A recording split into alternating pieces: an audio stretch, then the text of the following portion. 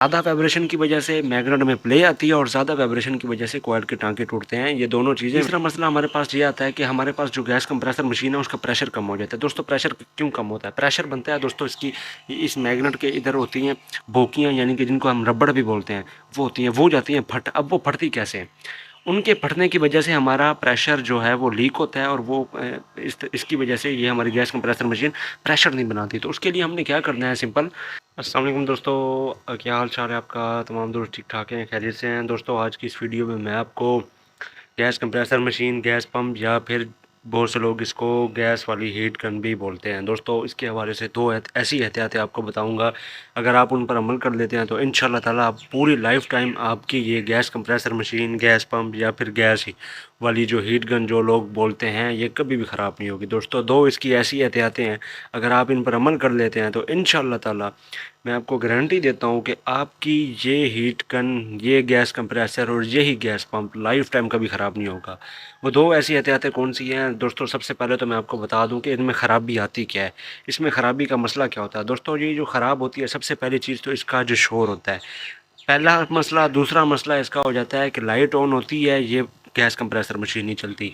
जो हमारे पास तीसरा मसला होता है वो होता है इसका प्रेशर।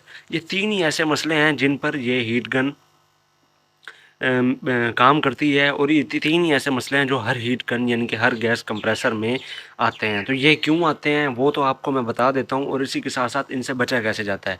इनको सही करने का तरीका मैंने अपनी वीडियोस में अपलोड कर लिया है, लेकिन इनसे बचना कैसे है वो भी मैं आपको बता देता हूँ। दोस्तों सबसे पहली चीज़ जो होती है, वो जो पहला मसला वो इसका शोर होता है। दोस्तों शोर मैं आपको बता दूं कि इसका मैग्नेट का होता है, और बाज़ औक़ात मैग्नेट ऐसा होता है कि मैग्नेट चलने की वजह से, ज़्यादा मैग्नेट चलने की वजह से जब उसमें प्ले आ जाती है मैग्नेट में, तो जिसकी वजह से वो प्ले की वजह से वो शोर पैदा करता है, और हमें बहुत ज़्यादा शोर की वजह से हम इसके से परेशान होते हैं। तो वो शोर को ख़त्म करने के लिए दोस्तों सिर्फ एक ही हल है कि आपको वो शोर तब तक ज़्यादा नहीं महसूस होगा जब तक इसकी वाइब्रेशन आप कम नहीं करते। अब दूसरा मसला मैं आपको बता दूं उसी के साथ साथ, वो शोर कैसे कम करना है।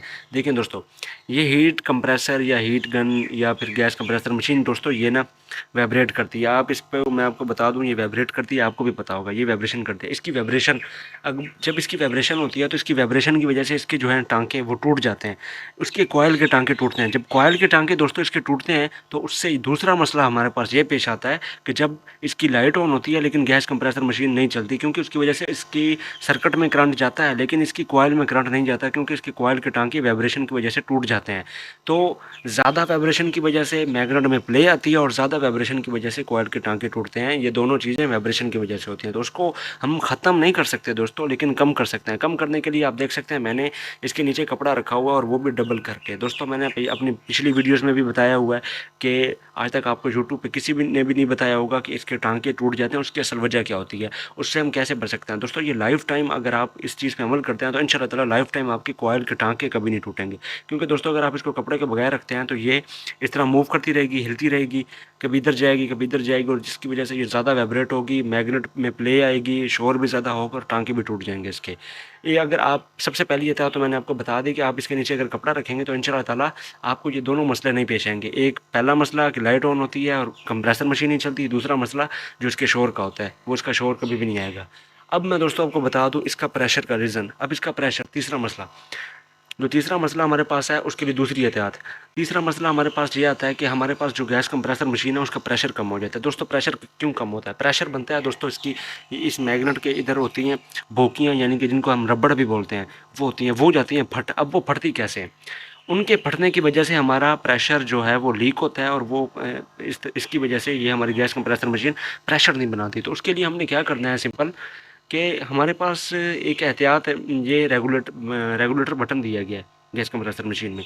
तो उसके लिए हमने दूसरी एहतियात ये करनी है कि जब भी आपने चूल्हा चलाना है, देखो दोस्तों मैंने इसको यहाँ पे, इसकी नोब को यहाँ पे बिल्कुल फुल किया हुआ है, और ये यहाँ पे इतना चल रहा है। अगर दोस्तों मैं इसको करता हूँ कम, इसको मैं कम करता हूँ तो इसका जो प्रेशर है वो इस कंप्रेसर मशीन पे जाएगा। क्यों? क्योंकि दोस्तों आप देख सकते हैं मैंने कंप्रेसर मशीन को बिल्कुल ही ज़ीरो लेवल पे, यानी कि बिल्कुल स्टार्ट पे 1 पे ये बंद हो जाएगी, और 2 पे इसको मैंने रखा हुआ है, और 2 पे रखा हुआ यानी कि बिल्कुल ही मिनिमम लेवल पे इसका रेगुलेटर मैंने किया हुआ है। तो तो जहाँ से मिनिमम मैंने इसको कर दिया और जहाँ से मैंने इसको फुल खोला हुआ है। अगर तो दोस्तों अगर हम यहाँ से कम करेंगे और यहाँ से हमारे पास इतना है, तो ये प्रेशर पड़ेगा इसकी रबड़ों पर, और जिसकी वजह से ज़्यादा प्रेशर बढ़ाने की वजह से ये आगे प्रेशर रिलीज़ नहीं होगा, और वो ज़्यादा प्रेशर से इसकी रबड़ जो है वो फट जाएंगी, और फटने की वजह से इसका प्रेशर लीक होगा और ये हमारा प्रेशर बिल्कुल ही डाउन हो जाएगा। अब दोस्तों मैं आपको दिखाता हूँ, मैं यहाँ से रेगुलेटर को ज़्यादा करता हूँ, मैं यहाँ से रेगुलेटर को ज़्यादा करता हूँ और यहाँ से आप देख सकते हैं फ्लेम भी ज़्यादा हो जाएगी।